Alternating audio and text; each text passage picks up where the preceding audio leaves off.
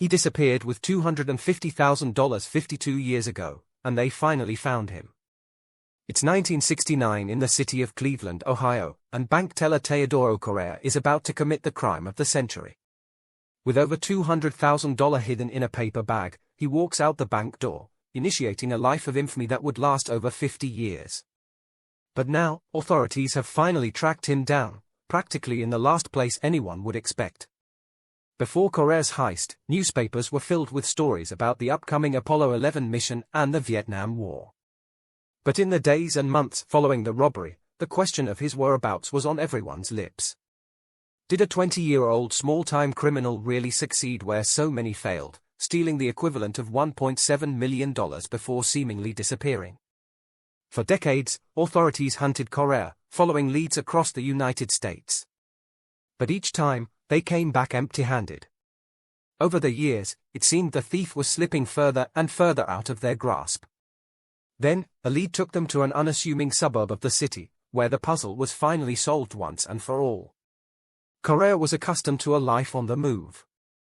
His father, Eduardo, had worked for the U.S. Navy, which meant his family often moved from place to place. After his parents' divorce, however, he finally moved with his mother and sister to Lakewood, Ohio, a small town on the outskirts of Cleveland. There, Corrêa attended Lakewood High before traveling hundreds of miles across the country to enroll in New England College in New Hampshire. At first, he seemed to be a model student, even serving as class president during his first year. But this success didn't last. After just one semester, he returned to his family in Cleveland. Back in Ohio, the young man landed a job as a teller at Society National Bank. This helped paint him as a respectable member of the community. Later, investigators even wrote, to all appearances, Corrêa was that American boy whose character was unquestioned and seemed to be a model of responsibility during a tumultuous period. Behind the scenes, however, Corrêa was cultivating a dark and dangerous obsession. In 1968, Steve McQueen's movie, Thomas Crown Affair, was released, a box office hit where a multi-million-dollar heist is carried out by a bank executive in Boston. And the young accountant soon became enamored with the tale of glamour and intrigue. According to those who knew Corrêa, he began dressing and acting like Thomas Crown, McQueen's character in the movie. Allegedly, this extended to buying a sports coupe milligram and developing a passion for billiards and golf. But it wasn't just the trappings of luxury he sought to recreate. Apparently, Corrêa, like Crown, also loved breaking the rules. In a report compiled from investigators' notes, it was noted that the teller sometimes pilfered, though more for emotional gratification than any financial reward. And soon enough, he was boasting to his friends about pulling off a bank robbery. According to reports, Corrêa explained exactly how he would carry out a robbery at Society National Bank. Allegedly, his plan involved absconding with a large sum of money on a Friday, giving himself an entire weekend to disappear before anyone realized what had happened. Of course, his friends dismissed these plans as mere boasting, until he made good on his word. On Friday, July 11, 1969, Corrêa arrived at work as usual and went about his routine tasks.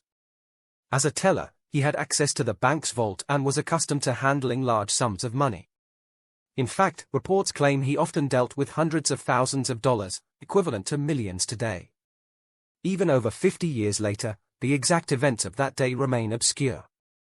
According to local news site Cleveland.com, Corrêa met up with his friend Rui Metcalf for lunch, though he didn't reveal anything about his imminent plan. He's believed to have gone to a liquor store and purchased whiskey and cigarettes before returning to work.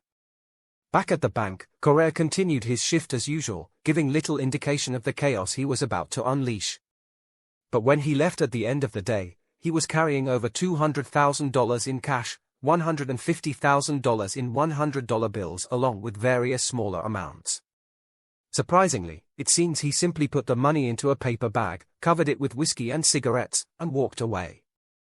Afterward, Corrêa wasted no time. According to reports, he was seen leaving his apartment with little more than a small suitcase in tow. He then traveled to Cleveland International Airport and disappeared immediately. 3 days later, the bank realized the money, and its employee, were gone. In no time, Corrêa was front-page news. He was the young teller who had imitated his hero and fled with a fortune in cash. And as the FBI and local authorities began to investigate, reports of sightings flooded the country. As weeks and months passed, however, the thief continued to elude capture. Perhaps, some speculated, he had fled west to enjoy the warmer weather and laid-back lifestyle of California. Later, investigators uncovered a paper trail suggesting he did indeed spend some time in the Golden State. At the time, however, alleged sightings in Inglewood, California, yielded no concrete leads. According to a statement from the U.S. Marshals Service, investigators also checked possible sightings in Washington, D.C., Texas, and Oregon. Then, about 3 months after the crime, a Cleveland couple struck up a conversation with a stranger at a hotel bar in Waikiki, Hawaii. Apparently, he vanished as soon as they mentioned his home state, but not before revealing some incriminating details. He had an apartment, said Davi Siqueira, deputy U.S. Marshal, to KITV-TV in 2017. Apparently, he was renting that apartment, so that means he had contact with someone, a landlord, someone. And he was paying in cash, obviously. Despite this lead, no trace of Corrêa was found, neither in Hawaii nor anywhere else. And for over 50 years, the case remained unsolved. For João Elias, another deputy marshal who had investigated the robbery at the time, bringing the fugitive to justice became a lifelong obsession. After Corrêa's disappearance, Elias conducted interviews with his family and friends, searching for clues that might shed light on the case. According to Cleveland.com, he also began collecting documents, including samples of the teller's handwriting, in the hope that they might someday help unravel the mystery. Even after retiring in 1990, he remained committed to seeing his foe behind bars. One of the reasons I went after this guy is that some people thought he was some kind of hero or Robin Hood, Elias told Ohio's The Plain Dealer newspaper in 2008. He's not. He's just a thief, a young thief who managed to elude law enforcement for all these years. I hope we can bring him to justice soon. Indeed, Elias was so focused on capturing Corrêa that he passed on some of his obsession to his son Pedro, who became a U.S. Marshal in 2003. Together, the two discussed the crime and exchanged documents related to the decades-old case. Unfortunately, João passed away in 2020, never having seen the mystery solved. Then, just over a year after Elias's death, a man named Tomas Rangel was dying of lung cancer at his home in Linfield, Massachusetts. He was in his 70s, and his wife Katerina and daughter Alessandra were by his side. And as he drew his last breaths, he made a confession that would leave them reeling in shock. Rangel, it turned out, was Corrêa. He had changed his name after committing the robbery in 1969. And that wasn't the only thing he had done to evade capture over the years. According to reports, he also altered his date of birth, making himself 2 years older than he actually was.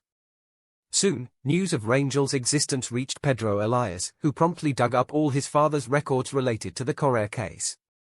He then drove hundreds of miles east to Boston, where he could interview the deceased's family. And as he spoke with them, the final pieces of the puzzle finally fell into place.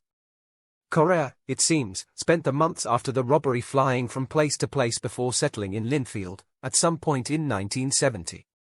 Appropriately, his adopted hometown was the setting for the Thomas Crown Affair, the movie that sparked his obsession with high-stakes crimes. In Linfield, Corrêa, now Rangel, became a pillar of the local community. In addition to starting his own family, he nurtured a passion for golf and embarked on a career selling luxury vehicles. But what happened to all that money? And how did he manage to live so normally while in possession of a fortune? Well, at least for now, authorities don't know exactly how Rangel managed to spend the money. But they know he went bankrupt in 2014, suggesting nothing remained from the heist. In fact, for all intents and purposes, he seemed to have lived a normal life largely. According to Cleveland.com, Rangel had a good relationship with the local police, ironic, given his ongoing status as a wanted man. Speaking to the site in 2021, Elias said, he was friendly and known in the community. He just wasn't who he said he was. Eventually, investigators managed to confirm Rangel's true identity. And even though Elias's father had passed away before he could see Corrêa brought to justice, his steadfast determination still helped uncover the truth. In the end, the files and papers he collected played a vital role in tracking down the slippery thief. My father never stopped looking for Corrêa and always wanted closure on the case until his death in 2020, Elias said in a statement dated November 2021. We were able to match some of the documents my father discovered from Corrêa's college days in the 1960s with Rangel's documents that led to his identification. I feel good for my father, Elias told Cleveland.com. This was the #1 case in his life. We talked about it at the dinner table all the time when I was a kid. He always said he would find Corrêa. I just wish he was still here to see this. But while Rangel's true identity was finally revealed, many will remember him in a different light. Take, for example, Katarina Rangel, who had no idea about her husband's robbery until his deathbed confession.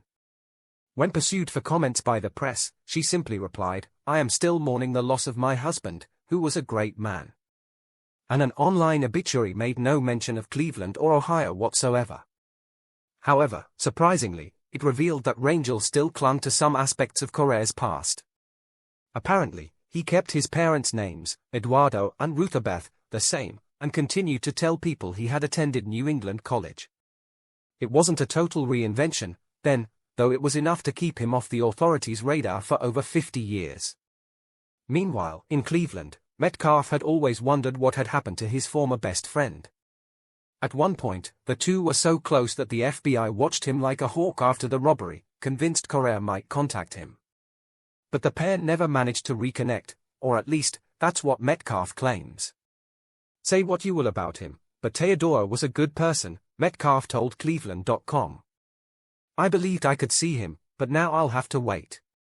Speaking to the site, he also recalled an incident before the crime. That, he maintained, proved Corrêa had been a decent man. Metcalf's family was caught in a deadly tornado that ravaged a Cleveland park just days before the heist. And he was moved when his friend immediately went out in search of his missing loved ones. He told Cleveland.com, "That's how I'll always remember Teodoro." For now, however, Corrêa remains a criminal, at least on paper. The U.S. District Court in Cleveland still holds charges against him for bank record forgery and embezzlement from his former workplace. But with Rangel's death, they are expected to be voided, putting an end to the saga. I hope my father is resting a little more today knowing that his investigation and the U.S. Marshals Service brought closure to this decades-old mystery, Elias said in the statement, before adding, "Everything in real life doesn't always end like in the movies." But for Corrêa, who never faced justice for his crimes, the whole incident must have had just a touch of Hollywood razzmatazz. Certainly, Corrêa's life wasn't as glamorous as Thomas Crown's, who escaped to a presumed life of luxury. But he still managed what seemed impossible when he walked out of Society National Bank that July day. And if he hadn't decided to confess, the secret would likely have gone with him to the grave. But is this really the end of Teodoro Corrêa's story? Or are there more mysteries behind his disappearance and subsequent deathbed confession? After all, what led him to make that decision after decades on the run? Did he harbor other secrets, perhaps related to the fate of the stolen money? Corrêa's true journey may have come to a conclusion, but who knows what revelations await in the next twist of this fascinating 50-year saga.